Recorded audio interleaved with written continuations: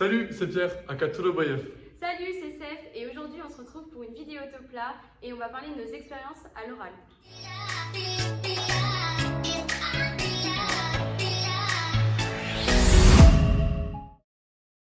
Alors, du coup, l'oral, comment ça se passe?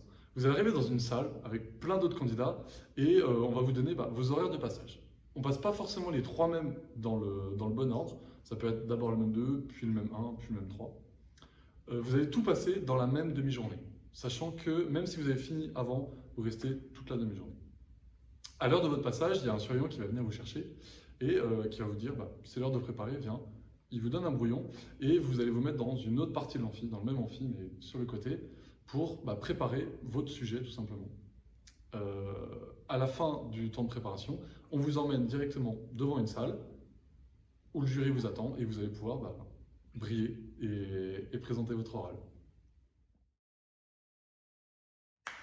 Comment on a ressenti cet oral? Donc moi pour ma part je voulais plutôt médecine et finalement j'ai pas eu les oraux de médecine mais j'ai eu les oraux de kiné, donc moi je me suis posé la question donc est-ce que je voulais vraiment kiné? Et donc moi j'allais plus dans une optique, je vais découvrir ce que c'est les oraux et après on verra le résultat et si jamais j'irai en LAS 2, donc c'était plutôt découvrir comment ça se passait et tout parce que j'étais pas sûre encore de vouloir kiné finalement. Après, pour ma part, ça s'est plutôt bien passé. Je me sentais quand même assez prête. C'est sûr qu'il y a des données qu'on va pas forcément gérer parce que, on va avoir le stress, le jury on le connaît pas, on connaît pas non plus sur quel sujet on va tomber. Mais après, si on arrive avec un peu de confiance et une autre méthodologie, ça passe crème. Moi, pour ma part, je voulais que médecine, en fait, j'avais pris que la spécialité médecine. Et donc, je savais à l'avance que soit j'avais l'oral, soit je préférais continuer en LAS 2. Je suis arrivé plutôt confiant parce que grâce aux nombreux oraux blancs du midi pendant tout le semestre, le fait d'avoir fait les oraux blancs, de s'être entraîné, ça permet de vraiment être assez confiant et de savoir qu'on maîtrise la méthodologie. Et une fois qu'on connaît la méthodologie, une fois qu'on y arrive, ça va tout seul. Ensuite, comment on a ressenti la manière d'aborder l'oral et de se préparer? Alors, moi, je sais que pendant le deuxième semestre, je ne me suis pas tellement occupé de l'oral. J'avais préparé mes deux sujets de même 1 à l'avance. Ils étaient prêts pour les ED préparés par la fac, pour les oraux blancs de midi de Topla. Et après, simplement, j'allais aux oraux du midi tous les lundis. Et c'est vrai que ça me permettait de m'entraîner un peu sur la méthodologie, de voir comment ça marche, etc. Ça toutes les semaines.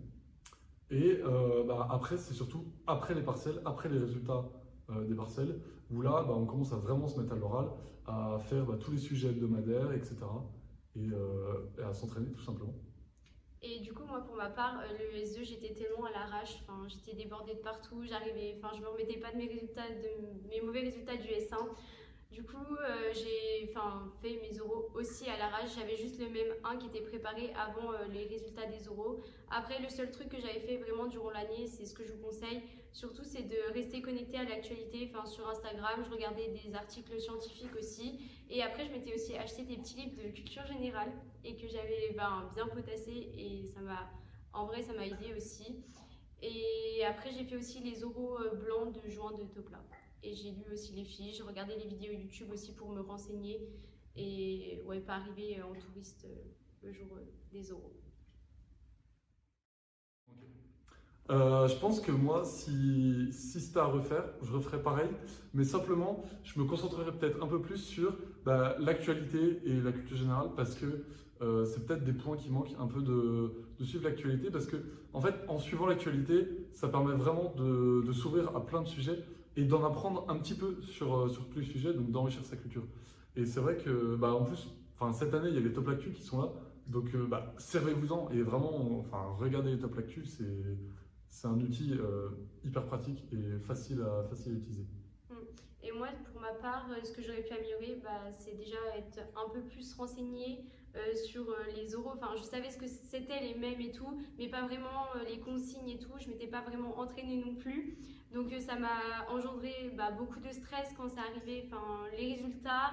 Et après, on avait 2 semaines pour préparer. Donc là, c'était un peu la course et tout. Et j'aurais pu aussi aller entre midi et 2 aux oraux. Et ça, en vrai, c'est le truc que je regrette le plus.